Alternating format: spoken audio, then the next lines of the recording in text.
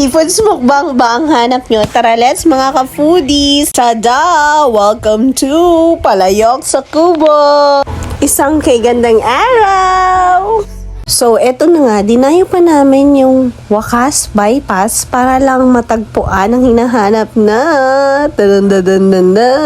Palayok sa Kubo. Katapat lang siya ng gagawing di umano na sabungan na bago. Ayan, ang feels very farm and homey. Ang maganda rin Instagram mall and aesthetic siya, especially kapag well-lighted na yung lights sa gabi. Yellow light siya, so maganda. And, syempre, before we start our mukbang seafood session, kailangan nating mag-wash ng hands. At syempre, aesthetic pa rin yung kanilang wash area. See?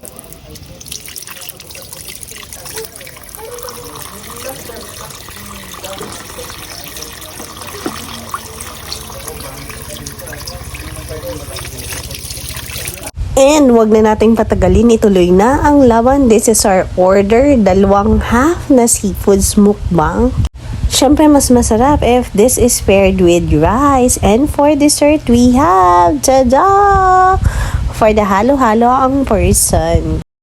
Let's dig in. Kalimutan ng diet. Ngayon ko lang makakain ng ganito ating ha. Ay, ang dami pating pula. Kain sir kayo. Ayan na. After ng rice, inuna na yung corn cobs. And then we have mussels.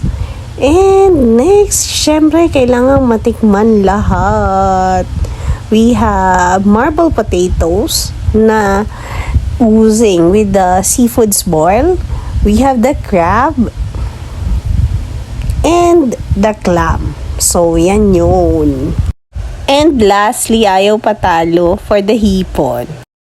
Flexing yung my food plate, inuna na ang clam. So, hindi ko masyadong maramdaman yung clam. It actually depends on the sauce. So, dahil medyo salty yung seaboil natin, so yung nalalasahan mo, garlicky and basta. I'm always falling in love with seafood. Syempre, yung clam, 9 out of 10. Yung marble potatoes, syempre, favorite pa rin natin. It's 11/10. Right, Steward? Ito okay Yung tahong, it's 12/10.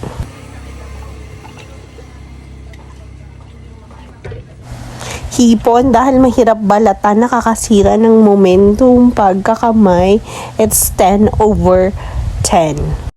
Crab, sobrang taba, sobrang daming alige.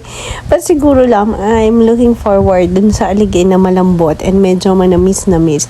Siguro this one is frozen, but you could see sobrang lalaki nung alige. And ini-expect ko yung to die for at makakalimutan ko yung pangalan ko. But siguro next time, try pa rin natin. Baka naman, mas fresher na yung kanilang alige. Yung crab, 12/10. This one is halo-halo. Inuna ko yung ube. And then you have that makapuno candy sa gilid. And then you have langka. Ang sarap niya. But may mas ipipino at mas i-creamier pa yung ice niya. May candy na makapuno. Ano? Ay, sobrang laki. Ayoko na mga ganito malalaki. Pero maliit naman ang laman kami. Ideal yan, paglalagay mo ng cheese. So, I hope nag-enjoy kayo. It's definitely a case certified. So, guaranteed ang value for money, aesthetic, ang lasa, and everything. So, 5 stars siya. That would be all!